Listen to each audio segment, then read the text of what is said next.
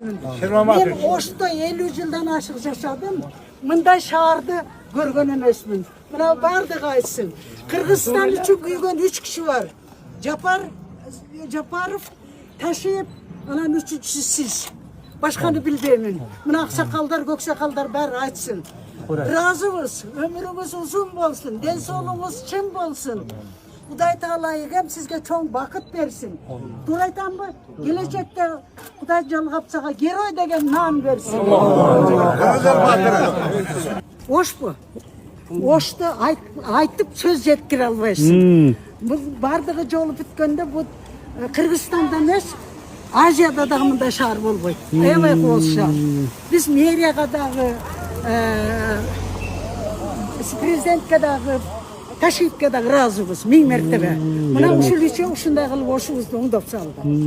Жолду оңдогон кызматкерлерге да деп коет. Аябай кооз. Бир гана достуктун 45-көчөсү эмес. Көптөгөн көчөлөрдү кылып атат да, бизде бул эмес да. Коопсуз болуп калыптыр дейм, жарыктандыруулар коюлдубу? Эң негизги тротуар өзгөчө болду да бизге. Тротуарды унутуп калганбыз да. Жашоочуларга жаккан болсо болду. Аябай сонун. Күнгө кылчайып карап өткөндөн сабак алганды үйрөнүшүбүз керек. Эмне үчүн башка көзгө койгулап жүрүп Кыргыз 3 муун жоготту? Эмне үчүн жылдан жылга төмөндөп баратабыз? Себеп 3 муун жоголду. 16-жылы Нукура болуп аткан окуяларга каршы чыккандардын баары кырылып калды. Жаллан баягы үйдө жатып төшөктүн астында калгандар калды дагы, ошолордон төрөлдү да кийинкилер тукум. Коркоктордон.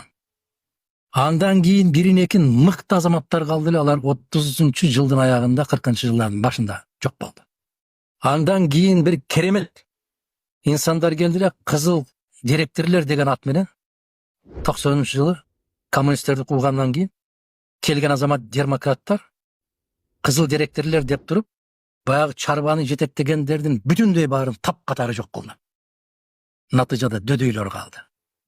Ушул эрезеге жеткиртип, чоңойтуп, багып, жада калса ушул 9 ай көтөрүп, төрөп койгон баласы ушинтип энесин сабап, мас абалында токмоктоп жатканы бул өтө айбанчылык туугандар. Ушуга сөз түрдө ушул милиция кызматкерлери ушу кармап кетишиптир. Сөз түрдө чара көрүүсүн талап кылабыз туугандар. Өтө бир ыплас иш кылыптыр. Энесин дагы ушинтип сабайбы туугандар. Өтө жаман иш да бул. Байкуш энеси не деген гана күндөрдү өткөрүп ушул баланы чоңойтты эле. Эми каралачы, бир эт кылбаган кылыктарды жасап, энесин сабап, токмоктоп уруп, байкуш аял алсыз да. Токмоктоп урса дагы байкуш эне арыз жазбайт, баласы үчүн нелерди гана кылбайт. Ушундай эт эркектер аябай көбөйдү да туугандар. Кудай сактасын. Ушуга бир закон чыгарып, ушуларды бир жакшы эле бир камап, бир 5-6 жылга эле камап салса, сиздердин оюңуздар кандай? Ушу жакшы болот эле, бир тарбия алып чыгат эле. Байкуш энесине кыйын да ошондо дагыча. Мына кабарлардан уксаңыздар, мына азыр мен сиздерге айтып беремин. Канчанчы күнү болгондон бери сиздерге тактап айтам туугандар. Ушундай өтө жаман ыплас иштер аябай көбөйүп кетти Кыргызстанда. Чүй облусунун Чүй районуна караштуу Акбешим айылында 7-июль күнү оор окуя катталды. Милициянын маалыматына караганда 8-июль күнү көптөгөн жаракаттарды алган 1961-жылы туулган аял ооруканага жеткирилген. Алдын ала маалыматтарга ылайык, аялдын уулу БЗ мас абалында туруп эч себепсиз энесине кол салган. Учурда ал милиция тарабынан кармалып, тергөө иштери жүрүп жатат. Элгилеп кетчү жагдай ушул эле үйдө бир нече күн мурда бөлмөлөрдүн биринде өрт чыккан. Бактыга жараша эч ким жабыркаган эмес. Үйдүн ээси ББ бул окуя боюнча расмий арыз жазуудан баш тарткандыктан кылмыш иши козголгон эмес. Кактус медиа агенттигинин өздүк булактары өрттүн чыгышына да дал ушул учурда энесин сабоого шектелип жаткан уулдун тиешеси болушу мүмкүн экенин билдиришкен. Алла Таала ушул эжекебизге мынакей дагы ушунча каражат берди. Мына эжеке алыңыз, буну Кудайым сизге берди. Барыңыздардан Алла разы болсун туугандар. Мынакей сиздер себепчи болуп, эжекебизге мынакей баласына чогулуп атат буйруса, дагы да ушунуңуздардан жазбай, каражатты токтотпостон мурда салган инсандар болсо, мына жума сайын дагы салып турсаңыздар, буйруса эжекебиздин каражаты ушул баласына деген операциясына деген чогулуп кетет иншалла. Биз себепчи, сиз себепчи болуп, ушул эжекебизге көпүрө болуп туугандар. Алланын ыраазычылыгын таап кылалы. эжеке бул каражатты Кудайым сизге берди. Мынакей жүзүңүз жарык экен балаңыз үчүн. Ар бир кадам таштап басканы бала үчүн оору. Ал башка балдардай болуп чуркай албайт. Эл мырза азапсыз жашай албайт. Анын өмүрүн сактап калуу үчүн 31 000 доллар операция үчүн керектелет. Анын атасы каза болуп калган. Жалгызбой апасы баласы үчүн күрөшүп келет. Ар күн апасы баласынын ооруп жатканын көрөт. Эненин жүрөгү тынчтыкты каалайт. Ар бир которгон акчаңыз бала үчүн жаңы жашоого дем болот. Ар бир жакшы тилегиңиз бала үчүн колдоо болот. Төмөндөгү реквизитке жардам колун сунуп кетиңиздер.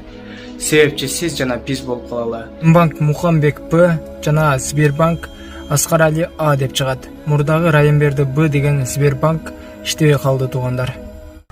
Катуу сүзүлгөндөн улам колу буту жулунуп кеткен. Чүйдүн Ивановка айылында жеңил унаа менен скутер кагышып, бир айдоочу жеринде каза болду. Жол милициясынын алдын ала маалыматы боюнча, кече Бишкек Нарын Тору-Арт жолуна катуу ылдамдыкта бараткан скутер каршы тилгедеги Mercedes-Benz унаасын сүзүп алган. Тилге каршы скутердин 36 жаштагы айдоочусу мүлт кеткен. Ал эми жеңил унаанын 52 жаштагы жүргүнчүсү ооруканага жеткирилген. Европача кийинип турасыңар, шын кийип. Не кыргыз аялдар ушун демпелер ушун кийин деп эле. Бас жагын, таяктан башын жарып Таяктан көтөрбөгүлө эле мага. Силер кимсиңер? камчыга. Караңыз тилденгенин. Кыргыз аялдар. Кыргызсың мен аялмын.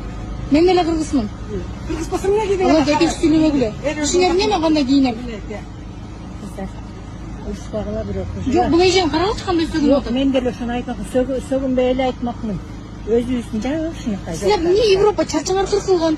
Биздин аялдар Союзда биз жетинчиси болуп калдык. Жок, Европача кыргызча киймесиңерби? Жок, кыргызча кийинбейбиз. Биз нормально эле кийинип. Анда мен деле өзүм менен. Сен жок, бул арабтарды. Жок, арабтардыкы эмес. Мен ой башына элечек кийсем эле мен кыргызча эле. Элечек деле кийбе. Жөн эле Жок, анда кебетеңер кантет? Өзүңөрдүн кебетеңер кантет? Проститутка. Не надо, не надо. Силер кимсиңер? Мен билем. Мен көз ачып. Кийинип алып, ночной клубда жүргөндөрдү көрдүм. Вы издеваетесь? Бас алып кетип кал. Чак. Милиция чакырам. Мен чакырам сени. Мен чакырам сизге. Азыр мен запрет койгом. Ой, чакыргыла. Азыр чакыргыла. Камчыга. Караңызчы ушул ушул нормально ана. Нормально болбосоң кет ар жака нар тугун мен. Нерме. Каласам мыйдын бар. Ne meseleleri var ekan bu yerde? Yolun bunday turgan yolu. Tamam, ne soğuklarınız yakışmıyor. Жақшы, таныдым. Мен таныдым. Geliniz Eymen. Geliniz. Salamat. Есенемен келдім. İşinizde iyi. Jakşısınlar mı? Cemaldasınlar mı? Құда шүкір. İnanmazsan. Bu yer hava salkın eken he? Жалаатта ысып күйүп кеткенен келдик да. Calavatlar köpkele diken özü bir yak ha? Жалаатта келдик. Жақсы рахмат. Şu жақты көріп келейін деп келдім. Көп уғауыз анан кейін şu жақты көріп сау. Көріп şu жақты мына жолдорун карап көрейін деп. Hareketlerdi kılıvergin. Şu Kırgızstan şunçalık palparayla dağımından beşmeden önüp duruvergin. Жақсы рахмат.